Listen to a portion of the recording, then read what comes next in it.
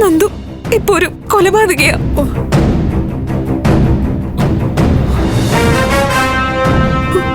നന്ദു കൊന്ന ആളിനെ നിങ്ങൾ അറിയും.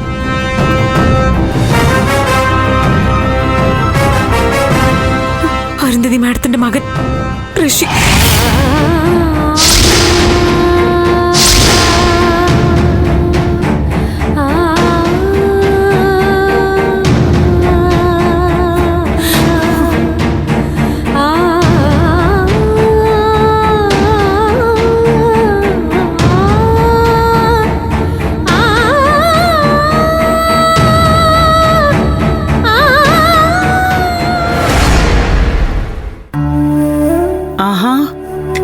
ഇതെന്താ കഴിക്കാത്തെ? കഞ്ഞി കുടിക്കും മാധവേട്ടാ. നീ നന്ദനെ ഒന്ന് വിളിക്കാതെ, നേരിട്ട് കണ്ടില്ലെങ്കിലും ഫോണിലൂടെ ഒന്ന് സംസാരിക്കെങ്കിലും ചെയ്യാലോ. മാധവേട്ടാ, ദേവിക പറഞ്ഞതൊക്കെ ഓർമ്മയുണ്ടല്ലോ. നന്ദനെ നമ്മളെ വിളിച്ചു സംസാരിച്ചു എന്നറിഞ്ഞാ അവൾക്കത് വിഷമാവില്ലേ? വെറുതെ ഒരു പ്രശ്നം നമ്മളായിട്ടുണ്ടാക്കണോ? ഒരു പ്രശ്നം ഉണ്ടാവില്ല. ദേവിക മോളോട് ഞാൻ പറഞ്ഞോളാം. ഒന്ന് വിളിക്ക്.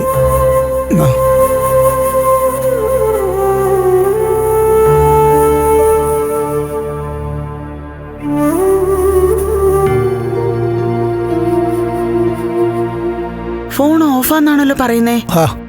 നീ ഒന്നുകൂടി വിളിച്ചു നോക്ക്.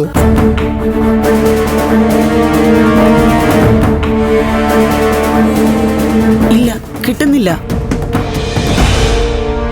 എങ്കിലെ പ്രഭാവതി മാഡത്തെ ഒന്ന് വിളിക്കും. എന്നിട്ട് നന്ദന് കൊടുക്കാൻ പറഞ്ഞാ മതി.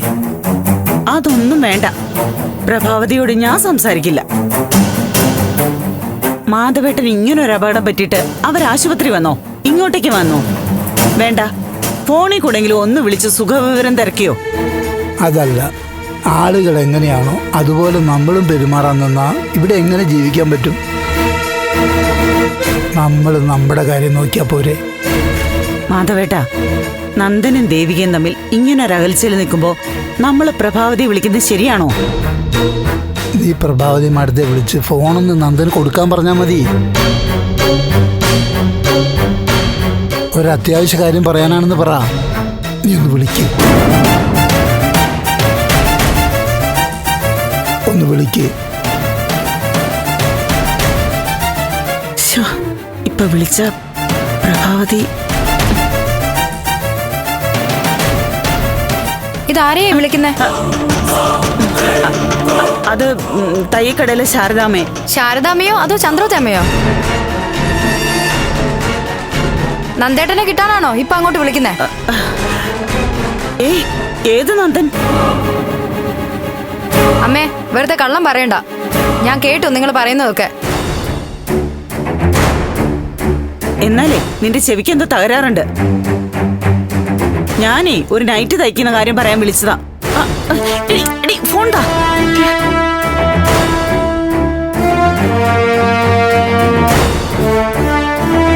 ഓ കൊള്ളാം. നന്ദേട്ടനെ പ്രഭാന്റി എല്ലാരും വിളിച്ചിട്ടുണ്ടല്ലോ. ഞാൻ പറഞ്ഞിട്ടാ വിളിച്ചത്. നന്ദനോട് എനിക്കൊന്ന് സംസാരിക്കണം തോന്നി. നീ വെറുതെ ബഹളം വയ്ക്കണ്ട. ഞാൻ ബഹളം വെക്കുന്നൊന്നുമില്ല അച്ഛാ. പക്ഷെ ഈ വീട്ടിൽ നിന്ന് ആരും നന്ദേട്ടനെ വിളിക്കില്ല. ശരി, നീ വലിയ ആളാകല്ലേ. കുറെ തലതിരിഞ്ഞ സ്വാതന്ത്ര്യങ്ങൾ നീ എടുക്കുന്നുണ്ട്. അത് ഞങ്ങൾക്ക് ചോദിക്കാൻ അവകാശമില്ല. അച്ഛൻ ഒരാളെ ഫോൺ ചെയ്യണമെങ്കിൽ നിന്റെ ഔദാര്യം വേണം അല്ലേ? നിങ്ങൾ വെറും ഒരാളെ അല്ല ഫോൺ ചെയ്യുന്നേ. നിങ്ങളുടെ മകളെ താലി കെട്ടിട്ട് ആ മോളെ കണ്ണീര് കുടിപ്പിച്ച ആളെയാ. ചേച്ചി അയാളെ ഉപേക്ഷിച്ചു കഴിഞ്ഞു. ചേച്ചി കൈവിട്ട ആളിനോട് ഇവിടെ ആരും ലോഹ്യം കൂടാൻ പോകണ്ട. ശരി, നീയോ ഇങ്ങനെയായി. ചേച്ചി ഒരു നല്ല ജീവിതം നയിക്കാൻ നീ സമ്മതിക്കില്ലേ? ഞാൻ എങ്ങനെയായിന്ന് അച്ഛൻ പറയുന്നേ? ഇഷ്ടപ്പെട്ട ആളെ വിവാഹം കഴിക്കണമെന്നും പറഞ്ഞു ഉറച്ചു നിന്നു. അത്രേ ഉള്ളൂ. ഞാൻ ആരെങ്കിലും വഞ്ചിച്ചോ? ചതിച്ചോ? പണത്തിന് വേണ്ടി വീട്ടിൽ വഴക്കുണ്ടാക്കിയോ? ഒന്നുമില്ലല്ലോ. എന്തായാലും ശരി, നന്ദേട്ടനെ വിളിക്കരുത്. ചേച്ചിക്ക് വേണ്ടിയുള്ള എന്റെ ഒരു അപേക്ഷയാ. ഇത്രയും പറഞ്ഞിട്ട് നിങ്ങൾക്ക് മനസ്സിലായില്ലെങ്കിൽ ദാ വിളിച്ചോ. ചേച്ചിയെ വേദനിപ്പിക്കരുത്, അത്രേ എനിക്ക് പറയാനുള്ളൂ.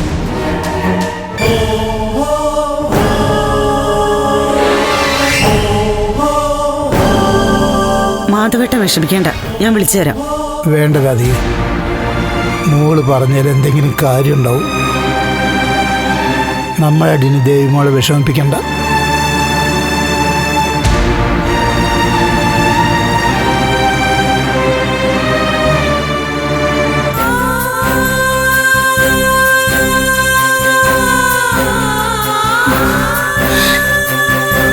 ഇത്രയും വലിയൊരു സംഭവം നടന്നിട്ട് എന്നെ ഒന്ന് അറിയിക്കാത്ത എന്താ ദേവികെ?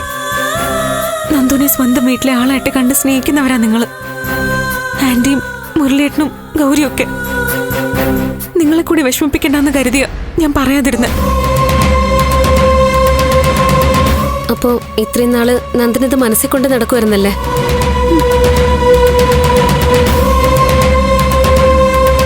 കെവിന്റെ ഇസബെല്ലയുടെയും സൗഹൃദത്തിൽ മറ്റാരെയും ഒന്നും അറിയിക്കാതെ കഴിയായിരുന്നു നന്ദു.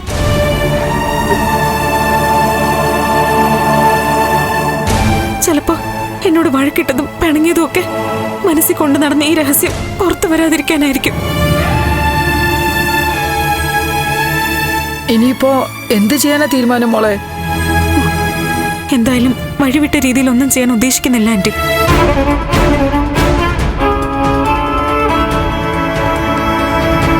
നിയമത്തിന് മുന്നിൽ കീഴടങ്ങിയേ പറ്റൂ.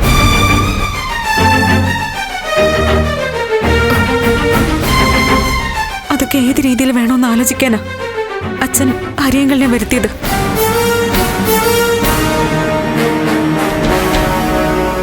അരിയങ്കള് അരുന്ധതി മഠത്തെ കാണാൻ പോയിരിക്കുക. എന്നുവെച്ചാ എല്ലാം അരുന്ധതി മേടത്തോടെ തുറന്നു പറയാൻ പോകണോ? അതൊന്നും വേണ്ടാന്ന് പറ മോളെ. അവരുടെ അടുത്തേക്ക് പോണ്ട.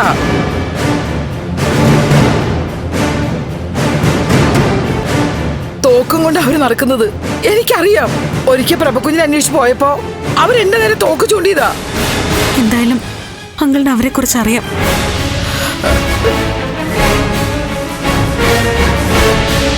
കണ്ട് സംസാരിക്കട്ടെ. ബാക്കിയൊക്കെ അങ്കിള് തീരുമാനിക്കും പോലെ.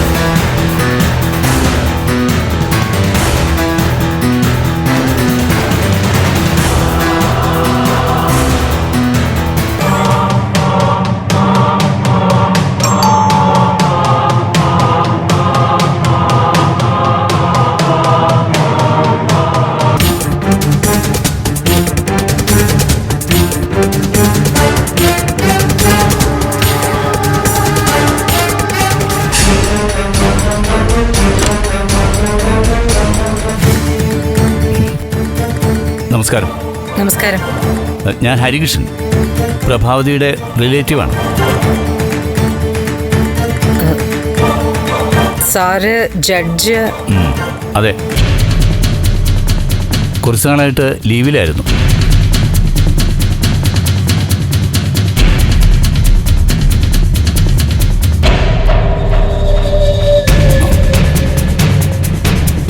അരുന്ധതിയെ കണ്ട് കുറച്ച് കാര്യങ്ങൾ സംസാരിക്കാൻ വേണ്ടിയാണ് വന്നത്. അല്ല, അത് എന്താ ബുദ്ധിമുട്ടുണ്ടോ? അല്ല, വീട്ടിൽ ഞാൻ അങ്ങനെ മീറ്റിങ്ങുകൾ അനുവദിക്കാറില്ല. നമുക്ക് ഓഫീസിലൊക്കെ കുഴപ്പമുണ്ടോ? ഉണ്ട്. ഓഫീസ് കാര്യങ്ങളും ബിസിനസ്സും ഒന്നുമല്ല, തികച്ചും പേഴ്സണൽ.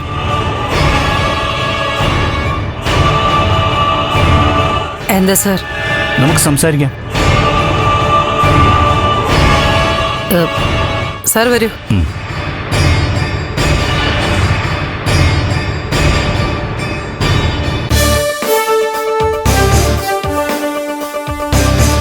ഇരിക്കണം.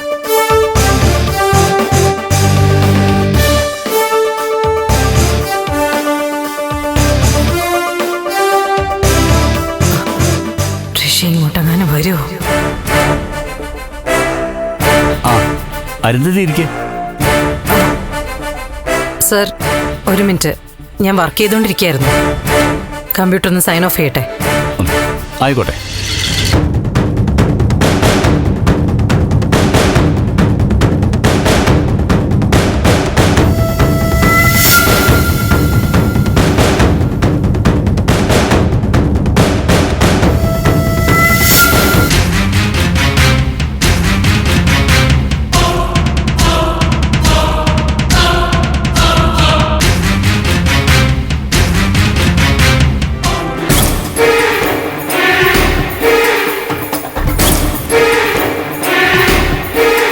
നന്ദ,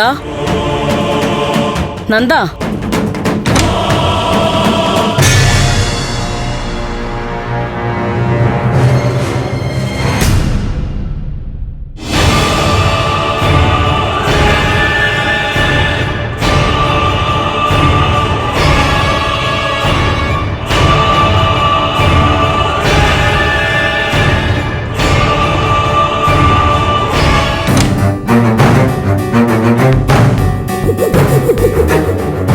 നന്ദ,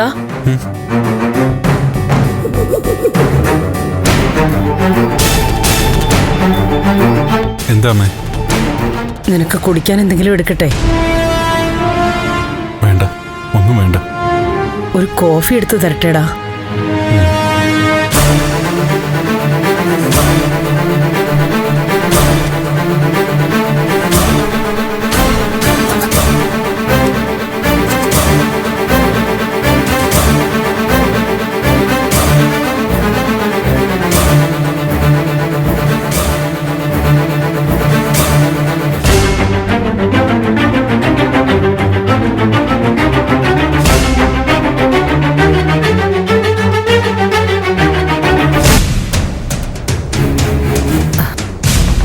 സർ, ഞാനൊരു കോഫി എടുക്കട്ടെ?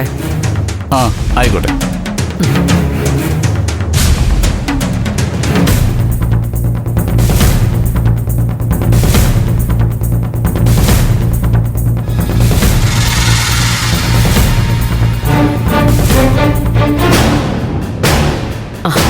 വേണ്ട മോളെ, നീ ഇപ്പൊ ഇങ്ങോട്ട് വന്നിട്ട് എന്താ കാര്യം? ഇല്ല, ഒരു പ്രശ്നവുമില്ല. നീ ധൈര്യമായിട്ടിരിക്കേ. ആ, അച്ഛനിവിടെ ഉണ്ട്. ശരി, ഞാൻ വിളിച്ചോളാം.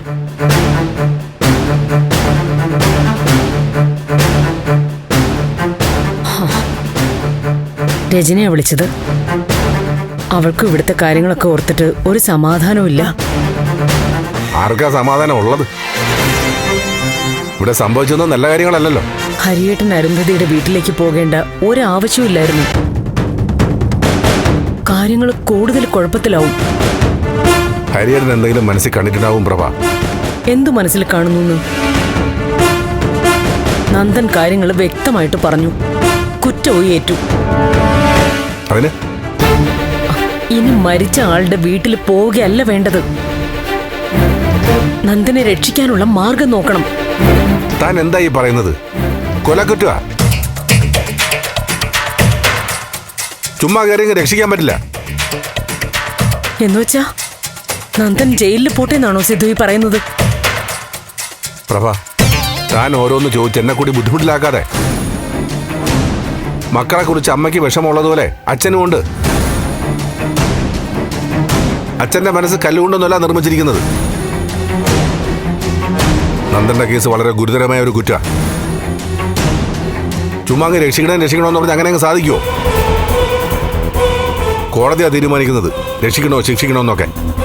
സിദ്ധു, ആ എന്തായാലും ഹരിയേട്ടൻ വരട്ടെ. പ്രതീക്ഷയോടെ മുന്നോട്ട് പോവാം, അത്രേ ഉള്ളൂ.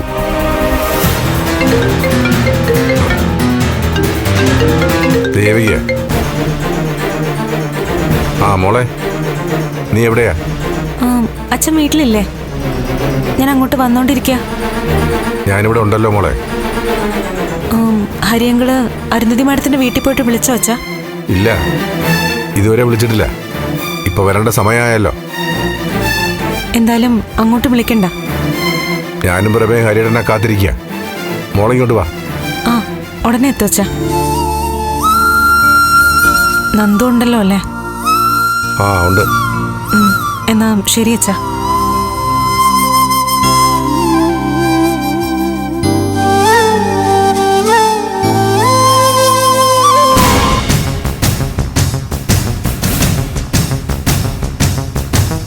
ഞാൻ പറഞ്ഞില്ലേ, ഞങ്ങൾ കുറച്ചു കാലം പുറത്തായിരുന്നു, വിദേശത്തെ മകൻ്റെ കൂടെ. വർഷങ്ങളായിട്ടുള്ള അവൻ്റെ നിർബന്ധമായിരുന്നു. എന്നാൽ പിന്നെ കുറച്ചു കാലം അവൻ്റെ കൂടെ കഴിയാമെന്ന് കരുതി. വൈഫും കൂടെ ഉണ്ടായിരുന്നു. ആ വൈഫിനെ അരുന്നതേ അറിയാമായിരിക്കും. ആ എനിക്കറിയാം. ആ 2 ദിവസം മുമ്പാണ് ഞങ്ങൾ തിരിച്ചെത്തിയത്. ചന്ദ്രോത്തുകാരും ഞങ്ങളും തമ്മിൽ വളരെ അടുത്ത ബന്ധമാണ്. അറിയാം. കഴിഞ്ഞ ദിവസം ചന്ദ്രോത്ത് പോയി ഓരോന്ന് സംസാരിച്ച കൂട്ടത്തിലാണ് അറിഞ്ഞത് അരുന്ധതിയുടെ മകനെ കാണാനില്ല എന്നുള്ള കാര്യം. അരുന്ധതി ചന്ദ്രോത്തി എന്നൊന്നും കുറച്ചൊക്കെ ബഹളം വെച്ചു എന്ന് പറഞ്ഞു. അല്ല, എനിക്കത് മനസ്സിലാവും. ഒരു മകനെ കാണാതായ അമ്മയുടെ വെപ്രാളമൊക്കെ ഊഹിക്കാൻ കഴിയുമല്ലോ. ആ മുൻപ് ഋഷിയെ കണ്ടെത്താൻ MLA എന്നുള്ള നിലയിൽ ദേവിക ഇടപെട്ടു എന്ന് പറഞ്ഞു. പിന്നെ അന്വേഷണം മുന്നോട്ട് പോയില്ലേ? ഏത് അന്വേഷണവും തടയാൻ ശക്തരായവര് ആ വീട്ടിൽ തന്നെ ഉണ്ടല്ലോ സർ. ഏയ്, ഞാനങ്ങനെ കരുതുന്നില്ല. അവരെല്ലാവരും അരുന്ധതിക്ക് നീതി കിട്ടണമെന്ന് ആഗ്രഹിക്കുന്നവരാ. ഋഷിയെ എത്രയും വേഗം കണ്ടെത്തണമെന്നാണ് അവർ പറയുന്നത്. ദേവികയ്ക്കാണെങ്കിൽ ഋഷി ഒരു സഹോദരനെ പോലെയാണല്ലോ.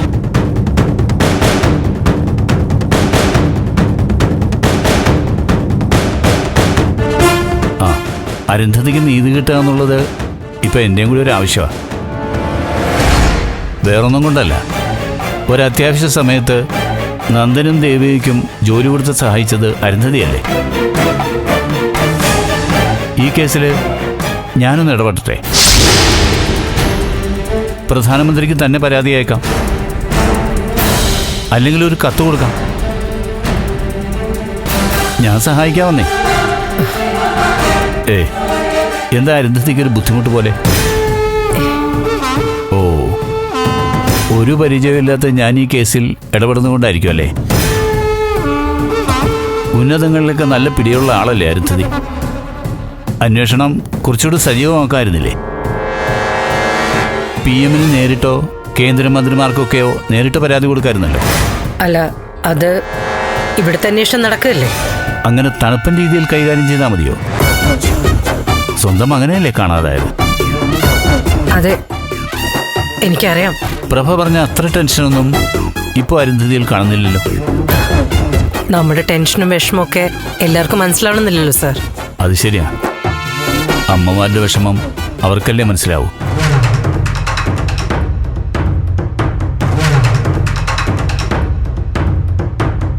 എന്തായാലും ഈ കേസിൽ ഞാൻ ഇടപെടട്ടെ. അരുന്ധതിക്ക് എന്തെങ്കിലും ബുദ്ധിമുട്ടുണ്ടോ?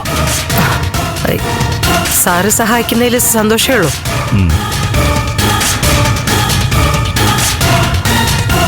അരുന്ധതി ഈ വീട്ടിൽ ഒറ്റയ്ക്കാണോ താമസം? അതെ.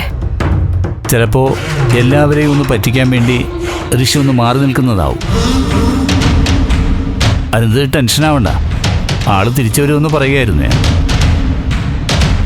അപ്പോൾ നമുക്ക് പറഞ്ഞതുപോലെ ഒരു പെറ്റീഷൻ ഡ്രാഫ്റ്റ് ചെയ്യാം. PM-ന്റെ ഓഫീസിൽ എനിക്ക് ചില ബന്ധങ്ങളൊക്കെ ഉണ്ട്. നമുക്ക് ഋഷിയെ എത്രയും പെട്ടെന്ന് കണ്ടുപിടിക്കാം. ശരി സാർ. ഞാൻ ഇത്രയൊക്കെ പറഞ്ഞിട്ടും അരുന്ധതിയുടെ മുഖത്തൊരു സന്തോഷം കാണുന്നില്ല.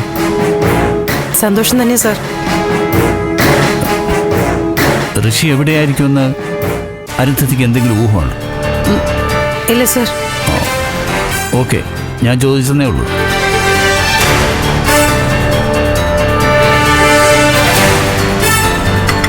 അപ്പോൾ ശരി, നമുക്ക് കാണാം. എല്ലാം പെട്ടെന്ന് തന്നെ ശരിയാവുന്നേ.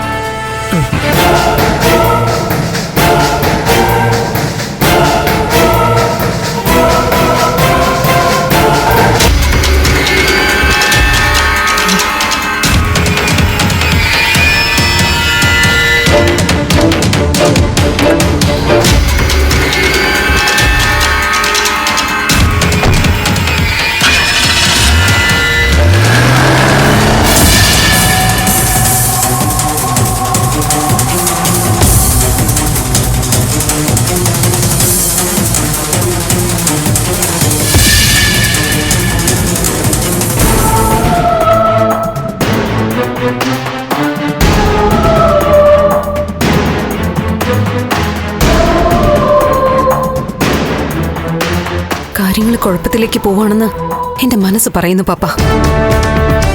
നമ്മൾ അറിയാതെ എന്തൊക്കെയോ സംഭവിക്കുന്നുണ്ട്. അല്ലെങ്കിൽ പിന്നെ എന്തിനാ ആ ജഡ്ജി ഋഷിയുടെ വീട്ടിൽ പോയത്, ഋഷിയെ കുറിച്ച് അന്വേഷിച്ചത്?